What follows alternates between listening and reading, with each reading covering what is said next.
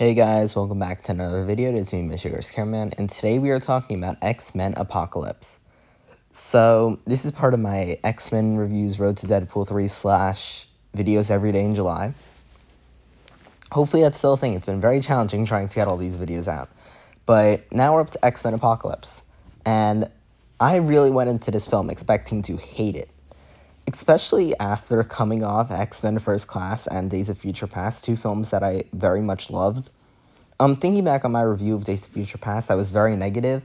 I don't hate the film. It's probably my second favorite at this point. But now we're here talking about Apocalypse.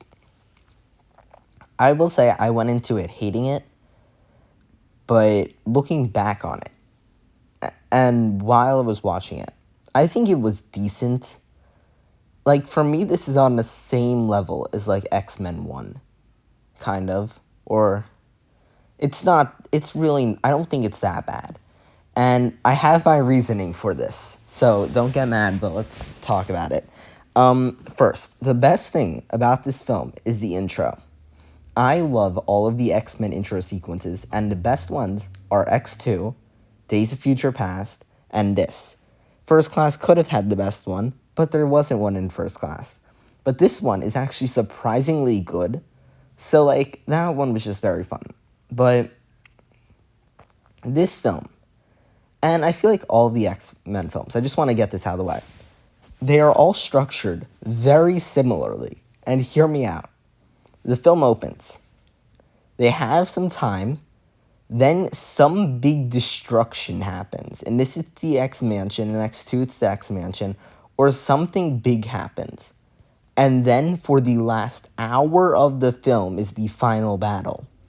And I don't even know if it's all of these, but this film in specific, this film is structured very odd because there was an hour left and we were already at the final battle in a 2.5 hour, I think, film. But it's not, the worst part is it's not the final, like, why are you there at that? The film, I feel like, is just paced very weird because there are parts I enjoy, and then once the X Mansion gets destroyed, they're kind of like, whoop, that's all we gotta do. Now let's capture Charles and go to the final battle. Like, if they want to do that, they should have delayed the X Mansion then. Because I like how they spend the first part getting Apocalypse's team together. I actually did enjoy seeing that part. And I liked everything with Magneto, shockingly. And I liked a lot of the stuff with the X-Men as well. I pretty much enjoyed all the stuff the X-Men were doing in that time. I liked pretty much all of it. But then once everything kind of happened,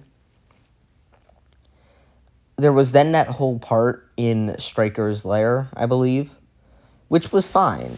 But there was also Charles being captured in Egypt, which isn't bad, but they shouldn't be at the site of the final battle so much earlier than the final battle. And I actually did enjoy a lot of what this film was doing. As I've said many times, the Charles and Magneto in these films are actually interesting and good because they actually feel like they are acting and not just like, they feel like they have character. But they're kind of just destroying the characters at this point because they're not great. But I actually like a ton of the sequences going on in this film. One part I really enjoy that I remember is the idea of, I believe it's this film.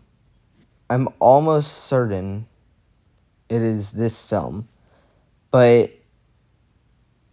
wait, let me think about this actually. No, that's X2. X2 is when they do the thing with the sun. Okay, let's think about this.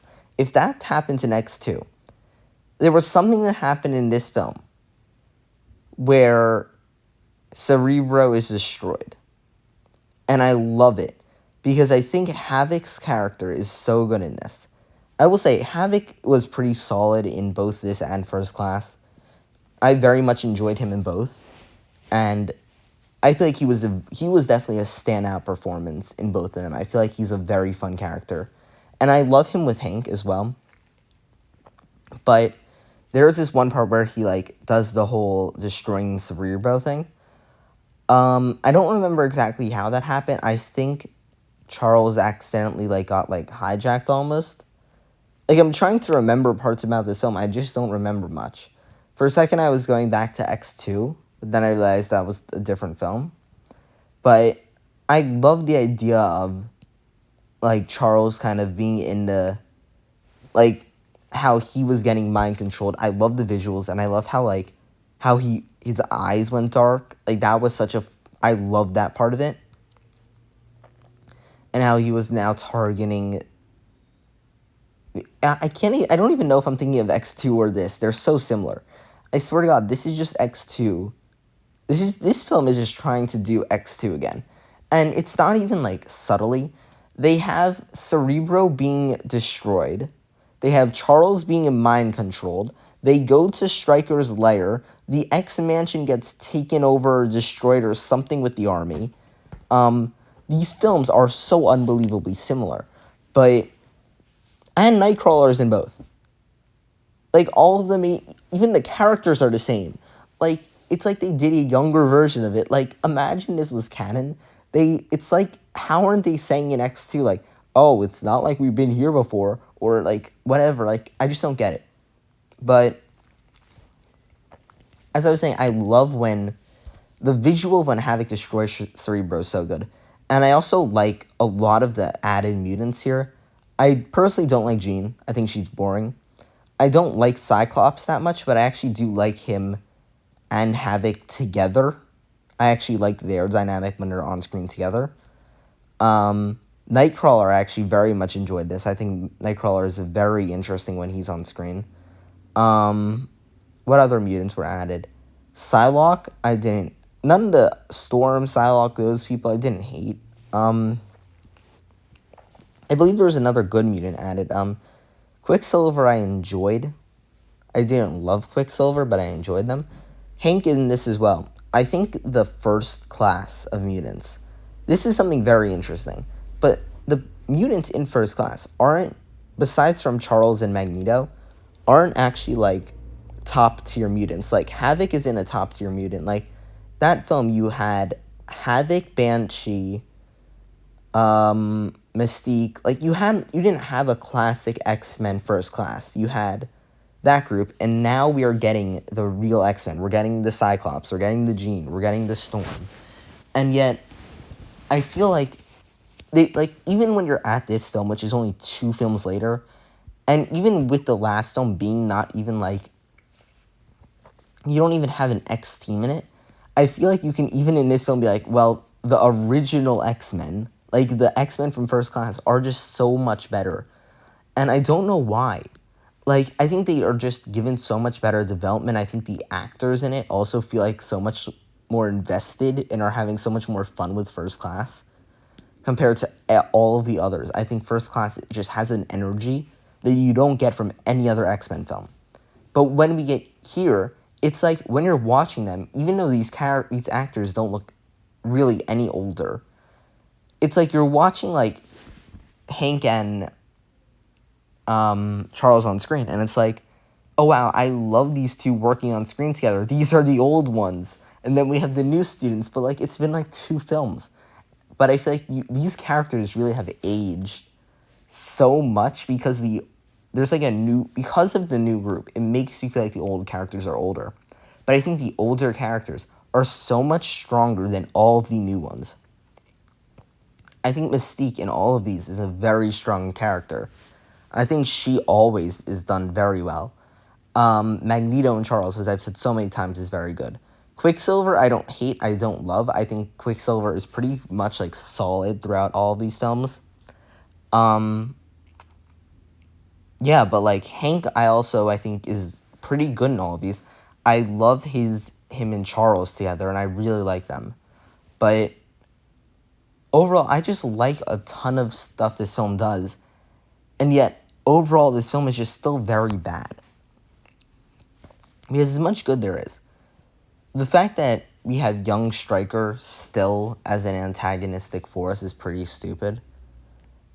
Like, I just don't love that they're still doing that. And not just that, but throughout this whole film, there's just so much unnecessary stuff. I cannot tell you anything that happens in the first act. I like the scene where the X Mansion is destroyed, but I don't love it. It's not nearly as good as the kitchen scene. It's just fine. I think Havoc's death makes sense. Like, I think they should. I don't think Havoc and Cyclops could have ever been on the same team at a certain point. And even like Havoc feels so much older in this. Like, you feel the age of Havoc in this. But I just feel like, especially when we get to the final battle, which I'll talk about now just to start wrapping it up. Magneto's idea of like doing the magnet thing is cool, but we just saw it done so much better in X-Men 97 that it's just not nearly as good. Like, it could have been good. I just don't love it that much. I just feel like it's a bit weak because it doesn't make much sense and it's not really interesting. But I like pretty much like, and then the final battle with how Charles loses his hair, I think is pretty stupid. I like Apocalypse's idea, though, of him having to switch bodies. I think that's actually interesting. And I actually do enjoy a lot of this final battle. I think a lot of the final battle actually, even though there are parts of it that are very bad, it isn't boring. Like, the final battle actually does have some fun moments. I like how they are hopping around this small location. I like everything done with the plane and stuff. And I like how there's, like, mutants on both sides and how the mutants are used well. Like, actually, pretty much, I enjoy this final battle. I just don't think it's nearly as good as the others. And also, I think if this film came out and was, like, in place of, like, X-Men 3, I think it would be loved so much more. I think it's just that it came off of two very strong X-Men films. But, yeah, I just don't think there's so much else I can really say about it. I really try to focus on some of the stuff that I enjoyed about it. But as much as I enjoyed, this film is still 2.5 hours, and the good does not take up 2.5 hours. At the end of the day, the best part of these films is the fact that they have such an incredible cast. And these, like, these actors from other things in all of these films. All the actors are, like, top tier. Like, they really were like, let's get, like, the best actors for these projects. And they really did. But I really do hope that I'm excited to, like, vomit during Dark Phoenix, but this film just is not paced well, and it's just not great. But that's all I have to say. Thank you guys so much for watching this video, and I'll see you guys in Dark Phoenix and the next one. Bye, guys.